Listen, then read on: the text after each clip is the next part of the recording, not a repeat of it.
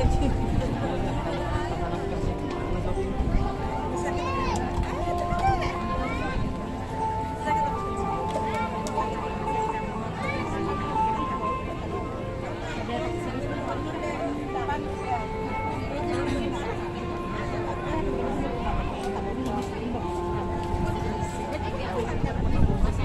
dong.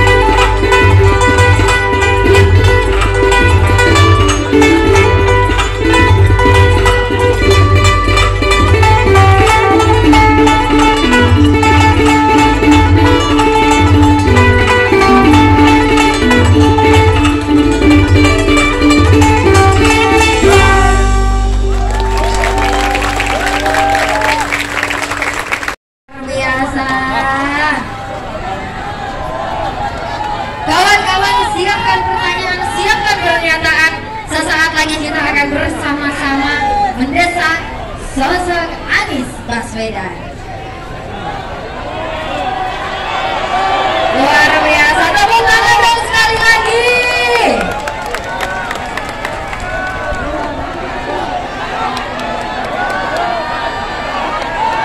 Luar biasa. Oke, siap Pak Anies. Selamat datang Pak Anies. Silakan Pak Anies, boleh duduk Pak Anies. Iya, silakan Pak Anies, boleh duduk. Sebelumnya selamat datang Pak.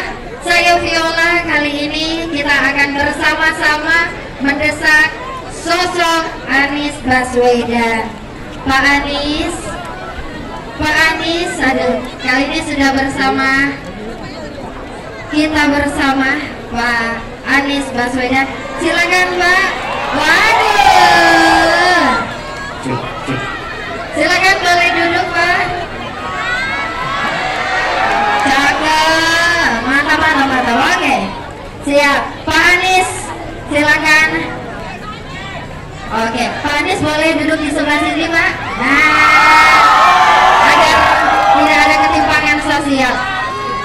Silakan Pak Anies.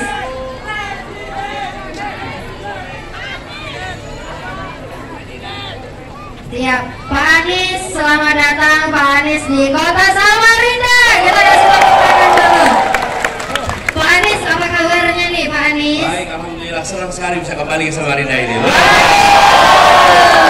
Luar biasa, Pak Manijin, saya Viola nanti akan memandu kawan-kawan untuk mendesak Pak Anies. Siap. Sudah siap Pak didesak? Iya, tapi gini, dulu katanya sekali minum air Samarinda akan selalu kembali ke Samarinda. Sebentar, akan kembali ke Samarinda. Silakan Pak Anies, sampai dulu Pak.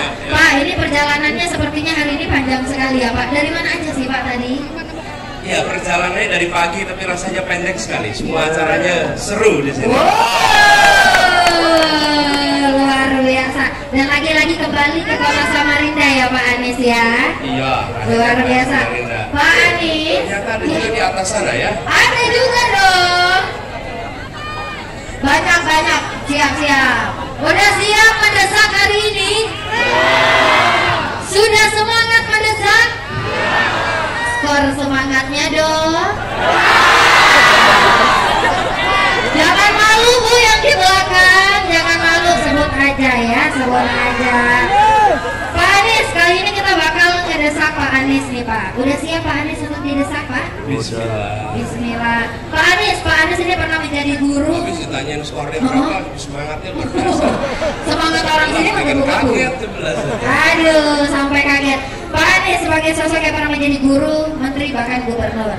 Dan kali ini sudah mencalonkan diri menjadi Presiden Republik Indonesia.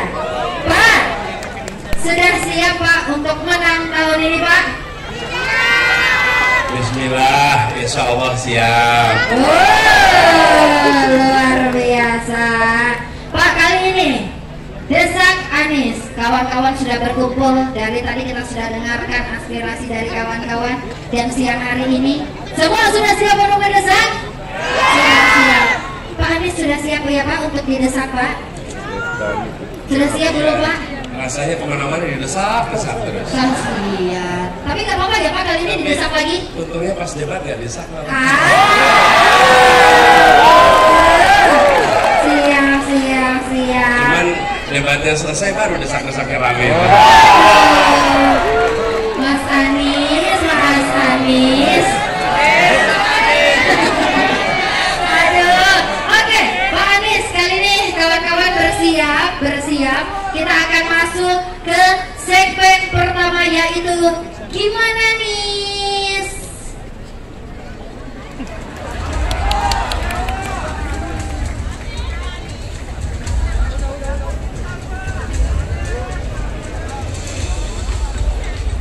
Ya, ini timernya bisa dibaca ya. Oke, kawan-kawan boleh ya. Jangan Dikasih sampai akses. Jangan sampai seperti pas debat kemarin. Saya hilang. Siap. Oke, kita pastikan dulu ya, Boleh ya. Boleh dikasih teman-teman, boleh dikasih lagi jaraknya supaya timernya bisa lebih terlihat. Pak Anies, kali ini saya yang akan mendesak Bapak pertama kali Pak.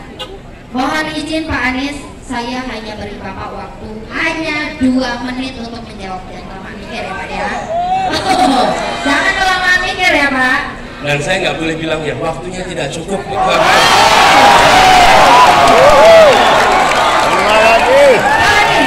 Kawan-kawan, ingat jaga kondusivitas. Tunjukkan warga Kalimantan Timur. Pak Anies, dalam pemilu presiden kali ini Pak, katanya kan Jawa ini adalah kuncinya. Benar nggak sih ya kira-kira? Nah Pak, tapi kenapa Desak Anies edisi ke-14 kali ini Bapak justru jalan-jalannya ke Kalimantan, bahkan ke Kota Samarinda? Justru Bapak jalan-jalannya ke Kalimantan Timur. Kira-kira nih Pak, gimana sih Pak? Kok malah main-main ke Kota Samarinda? Padahal fokus cari suara ya di Pulau Jawa aja Pak, nggak usah di Pulau Kalimantan. Gimana sih Pak? Kenapa pengen kesini tuh kenapa kira-kira? Jangan-jangan Bapak ini mau beli 500.000 hektar lahan ya Pak ya?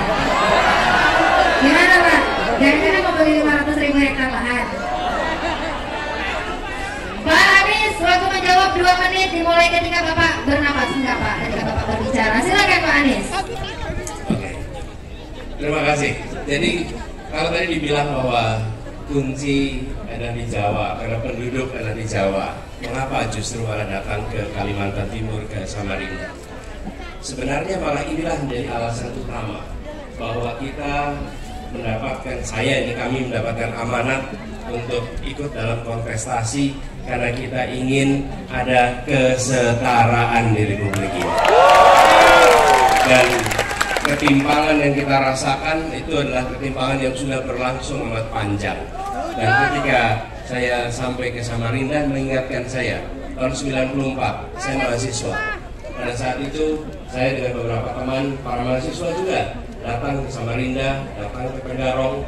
Kita membuat pelatihan dengan anak-anak muda se-Kalimantan Timur, dan pesertanya ada yang datang 4 hari lamanya untuk sampai ke lokasi ini dari hulu waktu itu. Dan di tengah pelatihan seperti itu, persis di tepi pantai begini, bukan pantai tapi sungai. Saking besarnya ya sungainya, saking besarnya. Dan persis ada pengajian begini.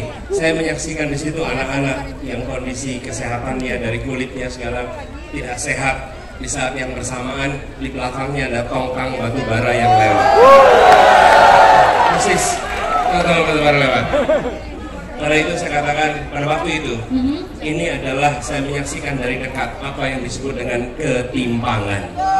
Dan kita tidak ingin ketimpangan itu dibiarkan terus-menerus. Kita melihat ini harus diselesaikan. Saya kembali ke sini untuk mengajak warga di Kalimantan Timur. Mari kita bersama-sama melakukan perubahan sehingga ketimpangan itu bisa selesai. Jadi saya punya memori ingatan tersendiri dengan kota ini, apalagi dulu salah satu pendiri bangsa kita, pendiri negeri ini namanya Bung Hatta, dan Bung Hatta memiliki catatan khusus tentang Samarinda. Sampai ada motif Samarinda, dan saya sengaja pakai kaos dengan tulisan dari Bung Hatta. Apa tuh? Boleh dibaca? Boleh Pak. Tak ada harta pusaka yang sama berharganya dengan kejujuran. Luar biasa. Pak Anies, dari tadi kan ngomongin indahnya Sungai Mahakam. Pak, skor dong untuk Sungai Mahakam berapa sih? Jangan. Aduh, sebut aja Pak. Disebut aja Pak. Iya, saya sekarang takut ngasih skor. Coba kasih skor Pak. Skor dari Sungai Mahakam. Kalau Sungai Mahakam 11 dari 10. Oke deh, kalau gitu boleh deh jawabannya diterima, gak apa-apa, boleh. Teman-teman, coba kasih skor jawaban Pak Anies. Ada skor berapa?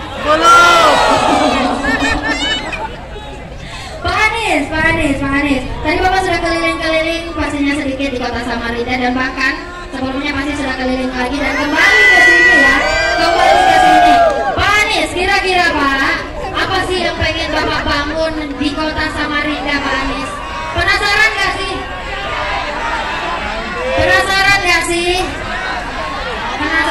Ya, gini. Betul. Boleh. Silakan. Gini. Oke, Pak Anies mohon izin, sedang azan, kita akan break sesaat. Oke. Allah. Mohon dijaga kondusivitasnya kawan-kawan. Kita akan kembali lagi melanjutkan desak Anies setelah azan berikut ya. Pak, balik sini Pak. Hadap sini Pak. Nggak ngerti bahasa Bali. Dari tadi Kakak nomor 1 Pak.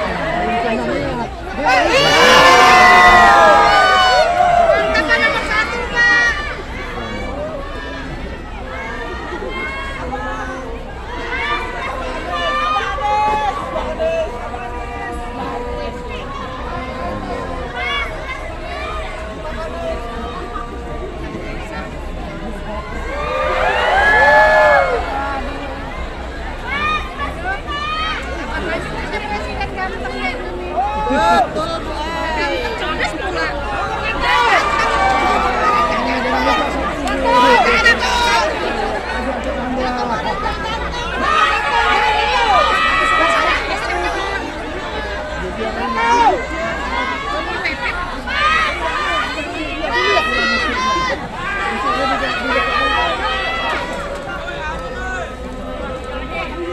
Ini nggak jadi dengerin adzan nanti.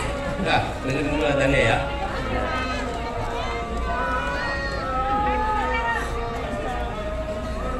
Susuk Pak. Tepuk tangan sekali lagi, terima kasih Miss Mia. Baik, tidak terasa waktu mendesak, ternyata sudah berada di akhir. Dari tadi mohon maaf ya Pak Anies, saya desak-desak dan juga kawal-kawal dari Samarinda dari Provinsi Kalimantan Timur ikut mendesak Pak Anies.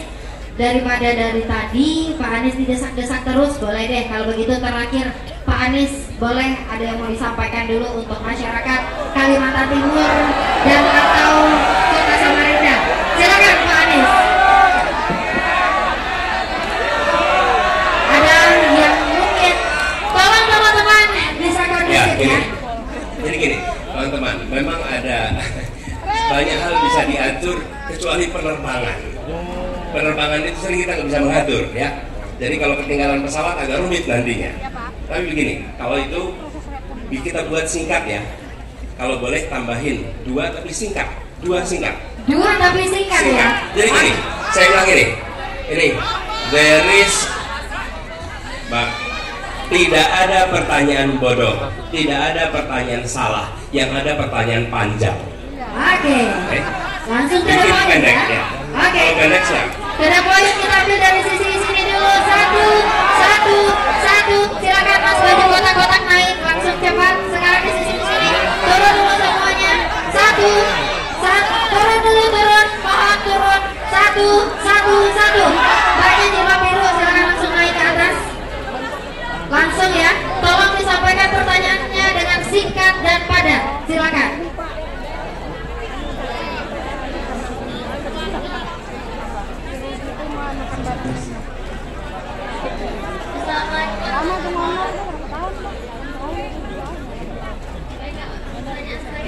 Langsung.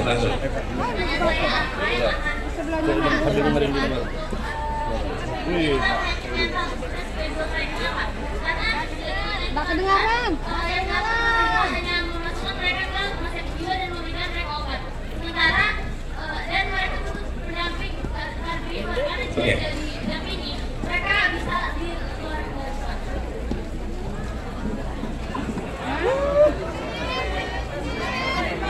Sakitnya apa? Oh, schizophrenia. Oke, ya. Gini, teman-teman sekalian, saya menjawab ini, saya ingin jelaskan bagaimana kami mengambil keputusan. Satu, prinsip kesetaraan. 2, kepentingan umum. 3, data, informasi, ahli. Oke. Yang keempat, baru aturan. Jadi, kami akan berkonsultasi pada ahlinya dan memastikan ada pendekatan yang benar. Bila memang itu membutuhkan perlakuan khusus, fasilitas khusus, maka negara membuatkan regulasi untuk bisa lakukan. Itu jawabnya. Terima kasih.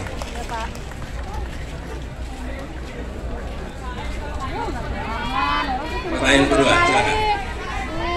Baik, terima kasih atas kesempatan. Sini, Anda yang foto boleh sambil nunggu pertanyaan. Iya. Boleh. Jadi pertanyaan saya adalah apa yang akan Bapak lakukan dengan IKN jika kita melihat saat ini IKN itu sudah dalam masa pembangunan, gitu Pak.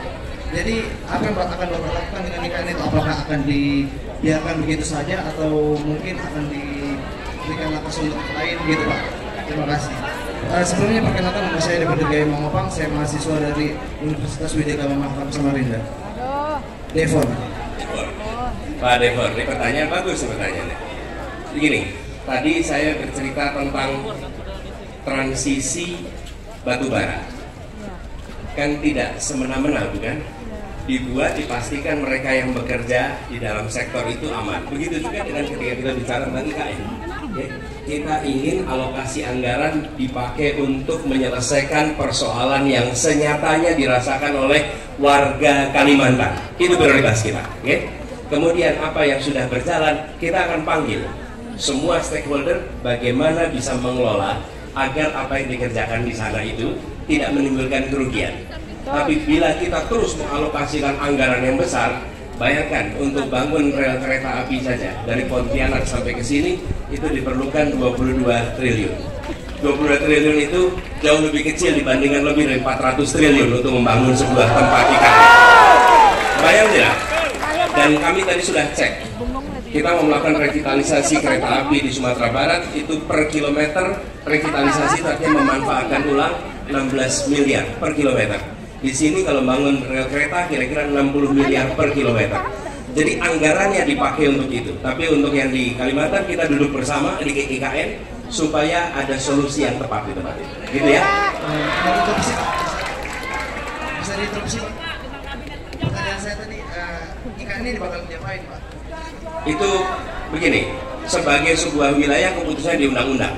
Tapi alokasi anggarannya kita akan atur supaya menyelesaikan masalah Kalimantan, bukan hanya untuk satu tempat di situ.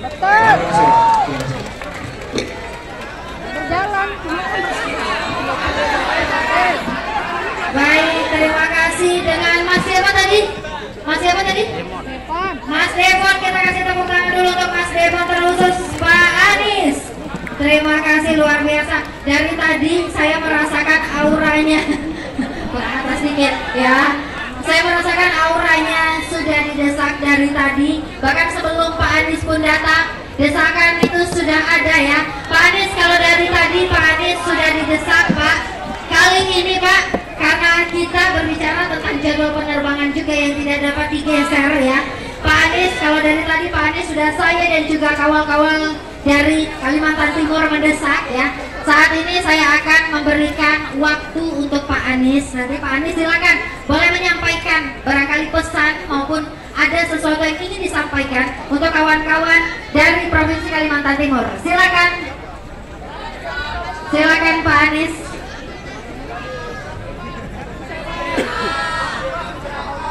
Silakan.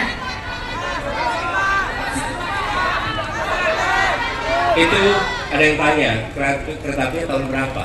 Okay. Itu enggak, itu bukan sesuatu yang baru. Perencanaannya sudah, bahkan visibilitasnya sudah dilakukan. Tinggal kita siapkan alokasi anggarannya supaya perencanaan itu bisa segera dilakukan. Ya. Nah. Silakan Pak Anies, ada yang mau disampaikan untuk masyarakat Kalimantan Timur? Ya. Gini teman-teman sekalian, saya pun inginnya lebih lama lagi di sini teman-teman. Ya, tapi begini teman-teman, kami ini insya Allah nanti satu saat seperti dibilang tadi, sekali minum air Samarinda akan kembali lagi ke Samarinda. Ya. Nah, tapi dalam kesempatan ini saya ingin sampaikan kepada teman-teman semua bahwa ini sharing saja teman-teman. Kami menginginkan kualitas demokrasi di Indonesia lebih baik.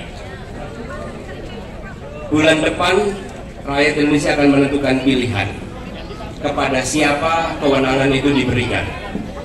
Dan ketika menentukan, kami memilih sebagai salah satu kontestan, kami memilih untuk menghadirkan dialog-dialog seperti ini. Ketika dialog, Anda bisa mendengarkan pandangan saya. Dan ketika saya menyampaikan, tidak mungkin Anda akan setuju 100%. Mungkin ada yang setuju 100%, ada yang setuju 80%, ada yang setuju 70%. Tapi minimal Anda tahu di mana setujunya, di mana tidak setujunya. Dan saya melihat demokrasi modern harus rakyat mengetahui apa yang menjadi jalan pikiran pemimpinnya, apa yang menjadi cara dia mengambil keputusan, apa gagasan yang ada pada dia. Karena Indonesia sedang memilih orang untuk membuat keputusan, bukan memilih orang untuk fotonya dipasang di ruang-ruang kelas. Kalau Anda memilih orang hanya untuk dipasang fotonya di ruang kelas, maka cukup menilai dari bannernya saja. Tapi karena Anda memilih orang untuk mengambil keputusan, maka Anda harus tahu apa jalan pikirannya. Dan yang tidak kalah penting, orangnya tidak takut untuk dialog, tidak takut untuk tukar pikiran. Dan bila menghadapi pandangan yang berbeda, maka lakukan tukar pikiran. Tukar pikiran itu kan untuk pandangan yang berbeda, bukan? Dan itu normalnya masyarakat ya, ada tukar pikiran. Karena itu saya menawarkan ini sebagai bagian dari meningkatkan mutu demokrasi kita. Dan saya ingin sampaikan terima kasih Yang hadir di sini adalah orang-orang yang mau meningkatkan mutu demokrasi di Indonesia.